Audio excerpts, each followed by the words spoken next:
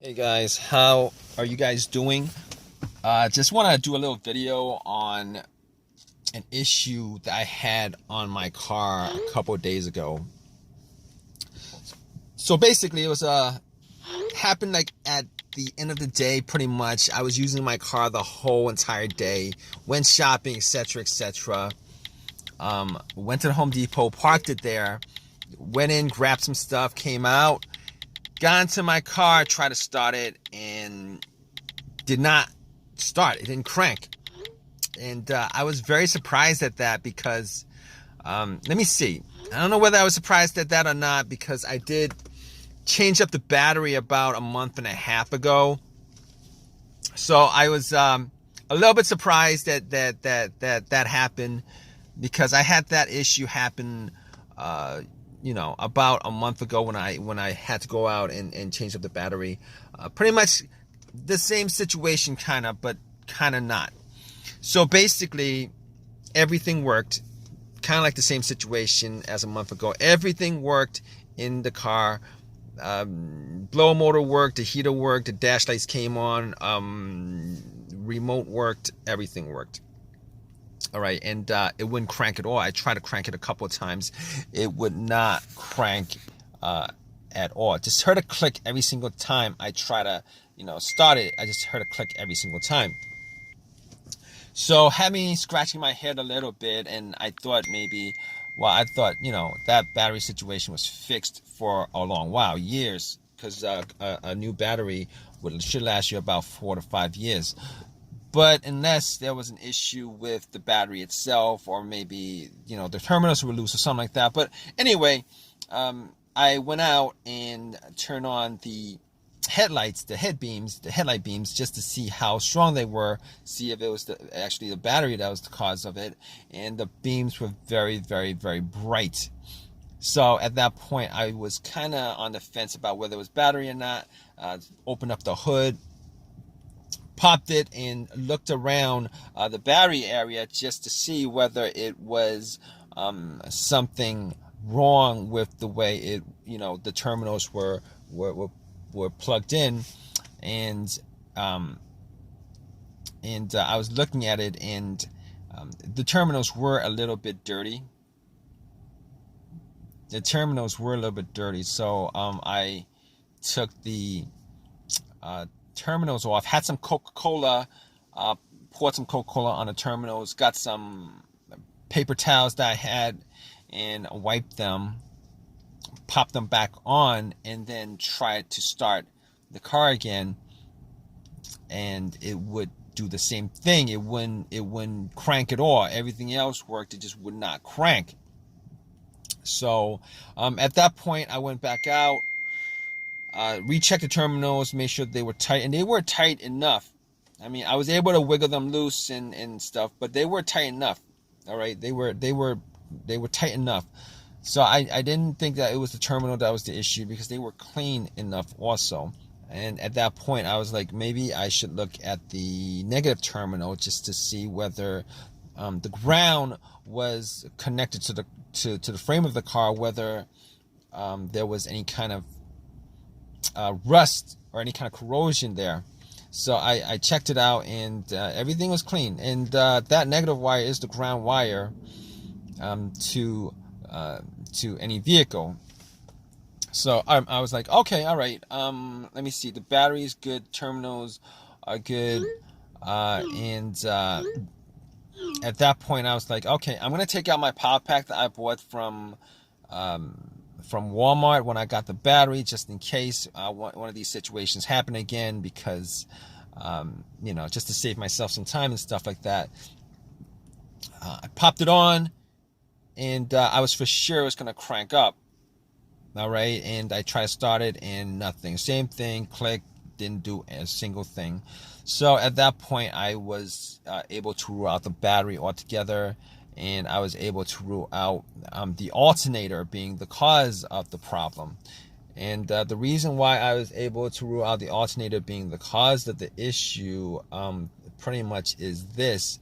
If there was an alternator issue that was causing a problem with the car not being able to charge the battery, etc., etc., just jumping it would have just jumped you know, it would have cranked over, it would have ran, etc., etc. But obviously, I'm making this video, you know, that didn't happen.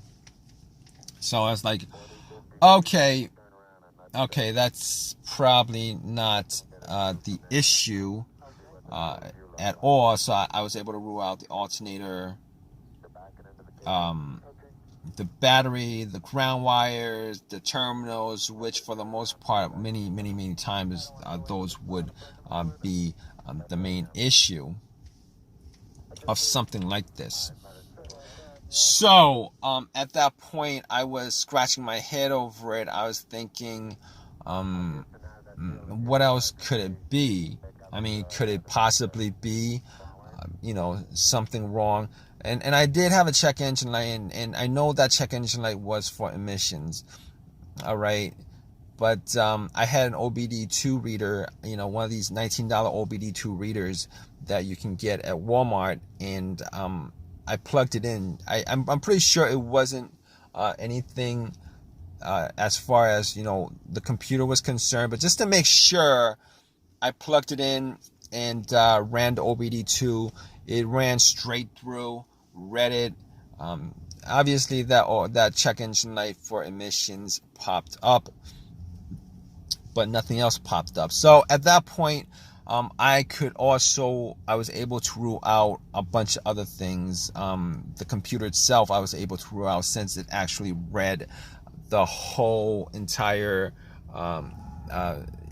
ECU, the car's computer. It was able to read that, so I could just rule that out. I was able to rule out anything else that may have a sensor that would cause it, but I'm pretty sure with a no start, no crank situation, it really doesn't have that much to do with sensors, as far as the mass airflow sensor, the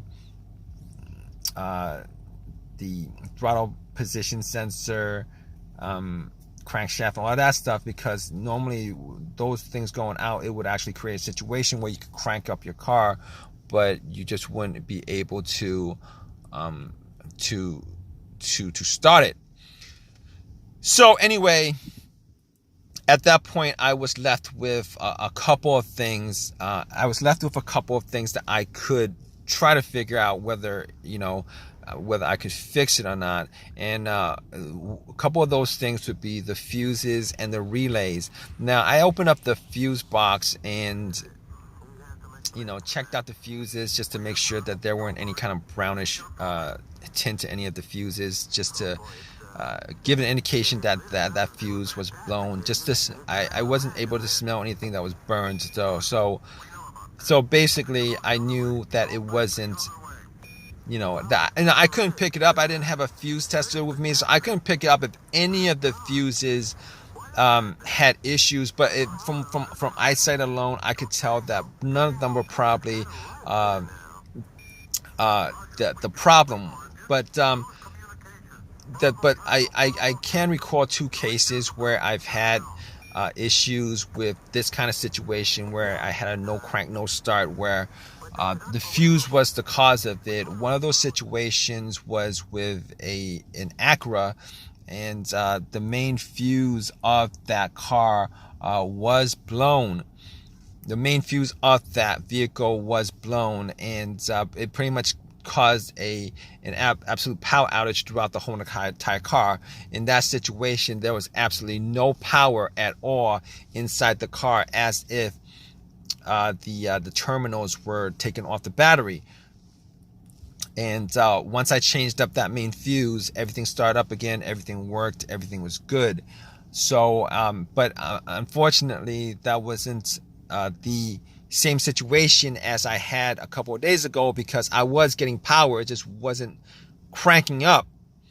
And the other situation with a fuse I had was with another vehicle that I had, and that situation was with the car, not the car cranking but not starting, and that situation was a result of a fuse to the fuel pump, or to the ECU, the car's computer. And once I swapped those out, it had no problem starting.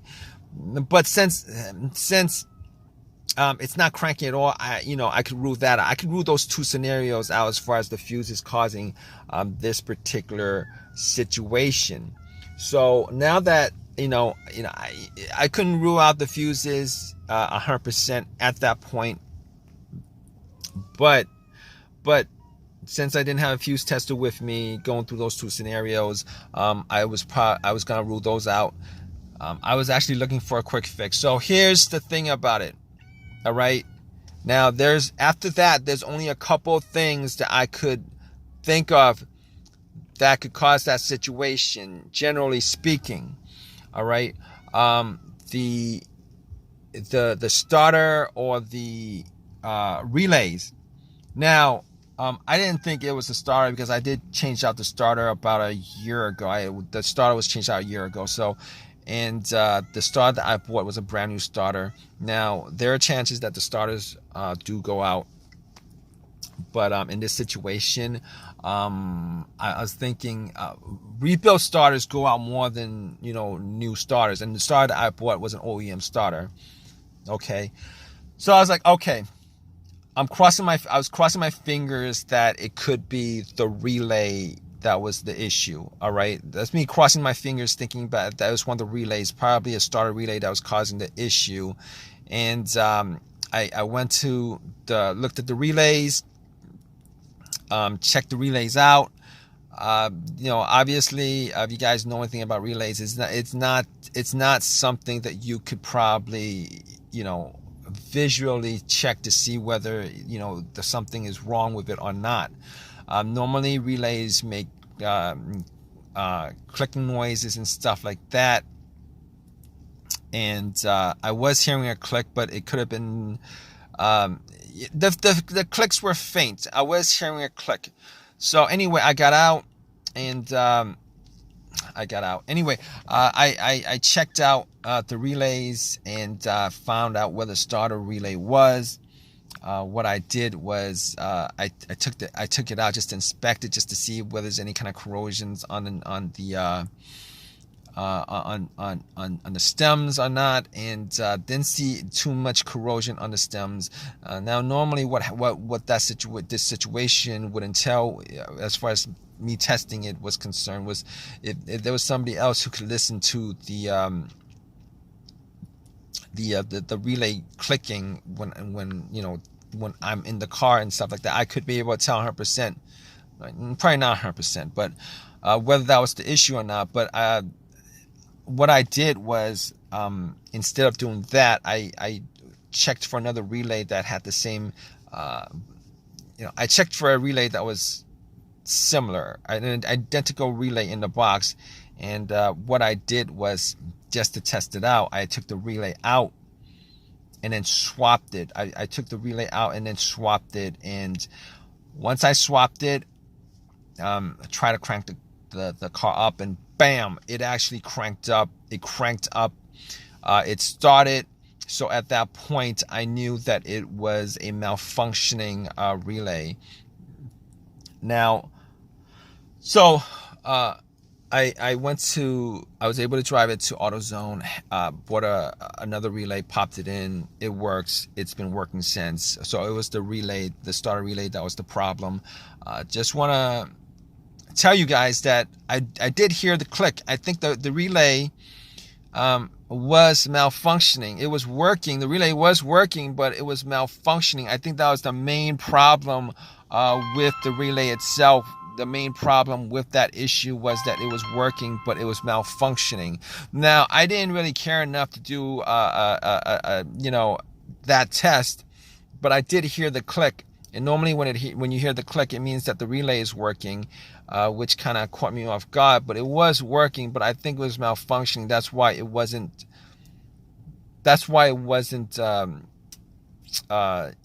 starting the vehicle, starting the car.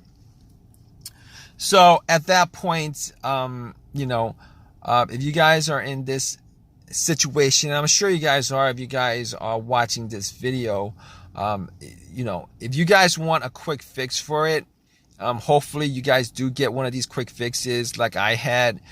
Pretty much what you guys could do is go down the list of stuff that I eliminated, as far as everything I eliminated before getting to what the main problem was. Generally speaking, after the relay, if it wasn't the relay, my first guess would have been the starter being the issue. But regardless, I just want to thank you guys for watching this video.